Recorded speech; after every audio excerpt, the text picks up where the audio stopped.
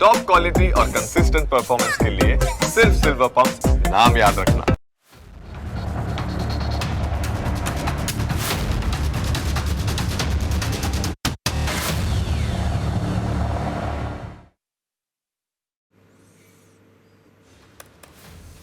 નમસ્કાર, હું Janak Dave. Full stop news analysis પ્રોગ્રામમાં આપનું સ્વાગત છે.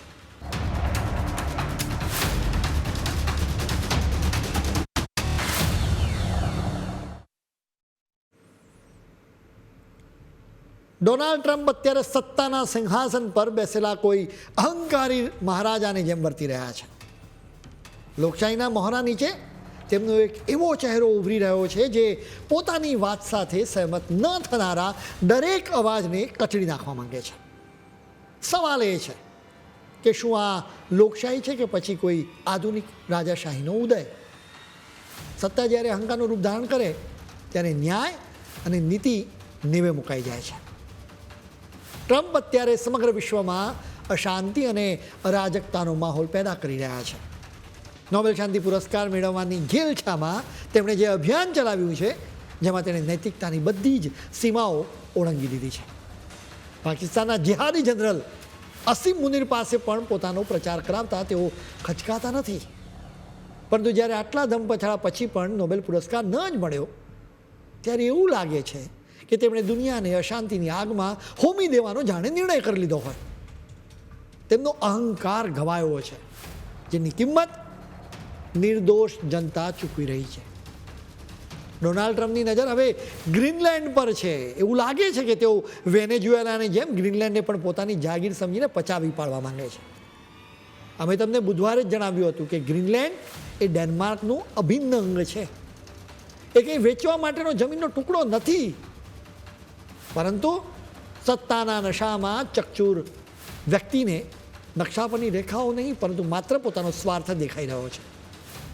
ગ્રીનલેન્ડના મુદ્દે ડેનમાર્ક એકલું નથી. એની પડખે યુરોપના અનેક દેશો અને કેનેડા પણ આવીને ઊભા છે.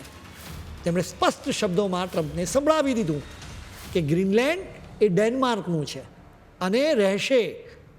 એટલું જ નહીં, આ દેશોએ અહંકારી અમેરિકીની આંખોમાં આંખ પરોવીને કહી દીધું કે અમે તમારાથી ડરવાના નથી. હવે જ્યારે કોઈ શક્તિશાળી દેશના વડાને તેની મર્યાદા બતાવવામાં આવે ને ત્યારે તેનો અહંકાર ઘવાય છે. ટ્રમ્પ અત્યારે એ જ અકળામણમાં છે. તેમણે હવે એવી ભાષામાં વાત શરૂ કરી છે જે એક અમેરિકન પ્રમુખને શોભતી નથી. લોકશાહીમાં માનનારા કોઈ સામાન્ય નાગરિકને પણ એ ન શોભે.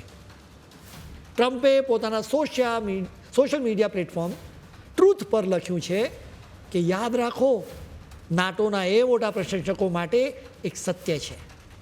જ્યાં સુધી હું નહોતો આવ્યો ત્યાં સુધી તેઓ પોતાના જીડીપીના માત્ર 2% જ ખર્ચતા હતા. નાટોમાં સામેલ મોટા ભાગના દેશો તો તેમના બિલ પણ ચૂકવતા નહોતા. અમેરિકા મૂર્ખ બનીને આ બધા દેશોનો ખર્ચ ઉઠાવતું હતું. મેં બહુ જ સન્માનપૂર્વક તેમનો ખર્ચ વધારીને જીડીપીના 5% સુધી પહોંચાડ્યો અને હવે તેઓ તરત જ રૂપિયા ચૂકવે છે. દરેક દેશ કહેતો હતો કે આ શક્ય છે, પણ મેં એ કરીને બતાવ્યું છે. કારણ કે આખરે તો તેઓ બધા મારા મિત્રો છે. જો હું ન હોત તો આજે રશિયાએ આખા યુક્રેન પર કબજો કરી લીધો હોત. એ પણ યાદ રાખજો, મેં એકલે હાથે 8 યુદ્ધોને અટકાવ્યા છે. એમ છતાં નાટોના સભ્ય એવા નોર્વે મૂર્ખામીમાં મને નોબેલ શાંતિ પુરસ્કાર ન આપવાનું નક્કી કર્યું. પણ એનાથી કોઈ ફરક નથી પડતો. ફરક એ વાતનો છે કે મેં લાખો લોકોના જીવ બચાવ્યા છે. અમેરિકા વગર રશિયા અને ચીનને નાટોનો સહેજ પણ ડર ન રહે. અને જો અમેરિકાને ખરેખર જરૂર પડશે તો નાટો અમારી પડખે ઊભું રહેશે કે નહીં એની મને શંકા છે. દરેક વ્યક્તિ નસીબદાર છે કે મેં મારી પહેલી મુદત વખતે અમેરિકાની સૈન્ય શક્તિને ફરીથી મજબૂત કરી અને હજુ પણ કરી રહ્યો છું. નાટો ભલે અમારી પડખે ન રહે પણ અમે હંમેશા તેની પડખે રહીશું. ચીન અને રશિયા જો કોઈનાથી ડરતા હોય અને જો કોઈ દેશનું સન્માન કરતા હોય તો એ છે ડોનાલ્ડ ટ્રમ્પ દ્વારા પુનર્નિર્મિત America. Make America great again. તમે આ ભાષા જુઓ. આ એક એવા દેશના પ્રમુખની ભાષા છે જે પોતાને લોકશાહીનો રખેવાળ ગણાવે છે. સવાલ એ છે કે શું આ શબ્દો અમેરિકાના રાષ્ટ્રપતિને શોભે? બિલકુલ નહીં. આ લખાણ નથી, આ તો એક એવા માણસની અકળામણ છે જે નોબેલ મેળવવાની લાલસામાં બુરાટા કરે છે. કહેવાય છે કે મિત્રતામાં અપમાન ન હોય, પણ ટ્રમ્પે તો નાટોમાં મિત્ર દેશોનું અપમાન કર્યું છે. આજે દુનિયાભરના વિદ્વાનોની એ વાત 100% સાચી સાબિત થઈ રહી છે કે અમેરિકા સાથે દુશ્મની તો ખરાબ છે જ, પણ તેની દોસ્તી પણ જીવલેણ છે. કારણ કે ઇતિહાસ સાક્ષી રહ્યો છે કે અમેરિકાએ હંમેશા પોતાના મિત્રોને જ લૂંટ્યા છે. ટ્રમ્પના નિવેદનોએ સાબિત કરી દીધું છે કે જે દેશો અમેરિકાના ખભે હાથ મૂકીને ચાલતા હતા તેમનું ભવિષ્ય હવે અંધકારમય બન્યું છે. સ્વાભાવિક છે કે રશિયા અને ચીન માટે તો આ લોટરી લાગવા જેવી વાત છે. ટ્રમ્પ ફરી એ જ રાગ આલાપી રહ્યા છે કે તેમણે 8 યુદ્ધો અટકાવ્યા. આ દાવો તમે અત્યાર સુધી માત્ર નોબેલ મેળવવા માટે કરતા રહ્યા હતા, પણ દુનિયા મૂર્ખ નથી. સત્ય તો એ છે કે ટ્રમ્પના વિચારોમાં નોબેલ એટલે કે ઉમદા જેવું કશું જ નથી. સવાલ એ પણ છે કે જે વ્યક્તિ શાંતિના નામે અશાંતિનો પાયો નાખતી હોય, જે ડર અને ધમકીના જોરે સંગઠનો ચલાવતી હોય, તે શાંતિ પુરસ્કાર માટે હકદાર ન જ હોઈ શકે. ટ્રમ્પ હવે સ્વાર્થની પરાકાષ્ઠાએ પહોંચ્યા છે. હવે વાત એવા જાહેરનામાની જેણે વૈશ્વિક વ્યવસ્થાના પાયા હચમચાવ્યા છે. ડોનાલ્ડ ટ્રમ્પે એક જ ઝાટકે 66 આંતરરાષ્ટ્રીય સંસ્થાઓની સાથે અમેરિકાનો નાતો તોડી નાખ્યો છે. આ 66 સંસ્થાઓમાંથી 31 તો સંયુક્ત રાષ્ટ્રની સંસ્થાઓ છે. આ કોઈ સામાન્ય નિર્ણય નથી. આ સંસ્થાઓમાં ભારત દ્વારા શરૂ કરાયેલું ઇન્ટરનેશનલ સોલાર એલાયન્સ પણ સામેલ છે. આ 66 આંતરરાષ્ટ્રીય સંસ્થાઓમાં ટ્રમ્પને હવે રસ રહ્યો નથી. વ્હાઇટ હાઉસ કહે છે કે આ 66 સંસ્થાઓ હવે અમેરિકાના હિતમાં નથી. આ જ બતાવે છે કે ટ્રમ્પનો એજન્ડા અમેરિકા ફર્સ્ટ નહીં, પરંતુ અમેરિકા ઓનલી છે. એટલે કે ટ્રમ્પ માત્ર ને માત્ર અમેરિકાના જ હિતો જોઈ રહ્યા છે. ટ્રમ્પે યુનેસ્કો અને હ્યુમન રાઇટ કાઉન્સિલ જેવી માનવતાવાદી સંસ્થાઓમાં પણ હાથ ખેંચી લીધા છે. જે દેશ ક્યારેક લોકશાહી અને માનવ અધિકારોનો રખેવાળ બનતો હતો, આજે તે જ દેશ આ બધી જવાબદારીઓથી ભાગી રહ્યો છે. જો અમેરિકાને દુનિયાની પરવા નથી, તો સવાલ એ થાય છે કે દુનિયાએ અમેરિકાની પરવા શા માટે કરવી જોઈએ? સમય આવી ગયો છે કે અમેરિકાના માથેથી જગત જમાદારનો તાજ હવે ઉતારી લેવામાં આવે. હવે ચર્ચા માત્ર ડિપ્લોમેસીની નથી, ચર્ચા ડોલરના એ વર્ચસ્વની છે જેણે આખી દુનિયાને બંધક બનાવી રાખી છે. સમય પાકી ગયો છે કે ડોલરને આંતરરાષ્ટ્રીય ચલણ તરીકે સ્વીકારવાનું બંધ કરી દેવામાં આવે. સત્ય તો એ છે કે જ્યારે પણ કોઈએ ડોલરના સામ્રાજ્યને પડકારવાની કોશિશ કરી, અમેરિકાએ તેને ખતમ કરવામાં કોઈ કસર બાકી નથી છોડી. ઇરાકના સદ્દામ હુસેન હોય, લિબિયાના ગદ્દાફી હોય કે પછી વેનેઝુએલાના નિકોલસ માદુરો હોય, આ નામો એ વાતોના ઉદાહરણો છે કે ડોલરની સામે અવાજ ઉઠાવવાનું પરિણામ શું આવે છે. આર્થિક મજબૂરીને હથિયાર બનાવીને અમેરિકા વર્ષોથી દેશોને ડરાવતું હતું. હવે દુનિયાના દેશોએ સંગઠિત થવું જ પડશે. ટ્રમ્પની આ દાદાગીરી પર ફૂલ સ્ટોપ મુકાવવું જ જોઈએ.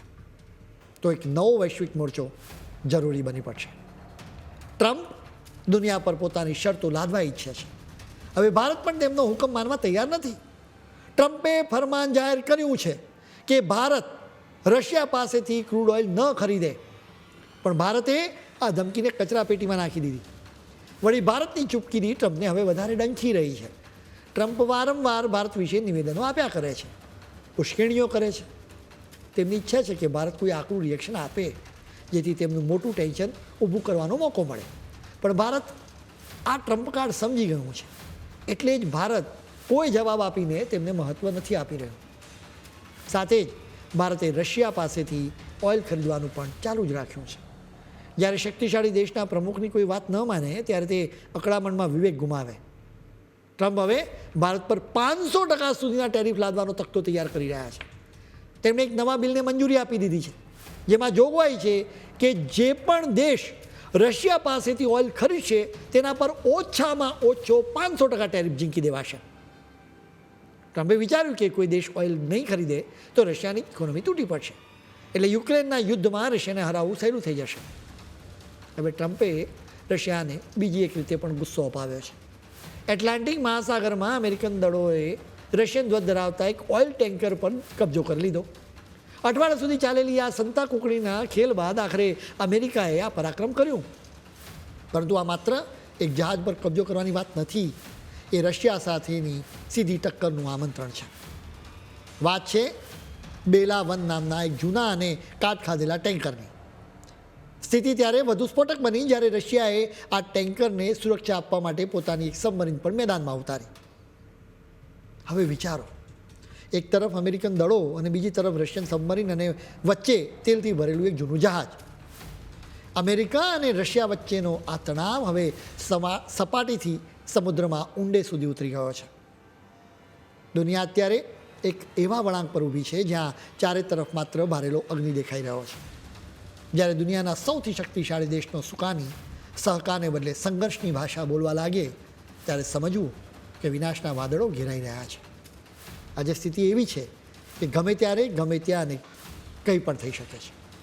એટલે જ દુનિયાના તમામ નેતાઓ અને સામાન્ય જનતાના જીવ તાળવે ચોંટાયેલા છે. એક વ્યક્તિની જીદે આખી માનવજાતને ભયના ઓથાર નીચે જીવવા માટે મજબૂર કરી દીધી છે. ડોનાલ્ડ ટ્રમ્પ ખરાબ નેતૃત્વનો પુરાવો છે.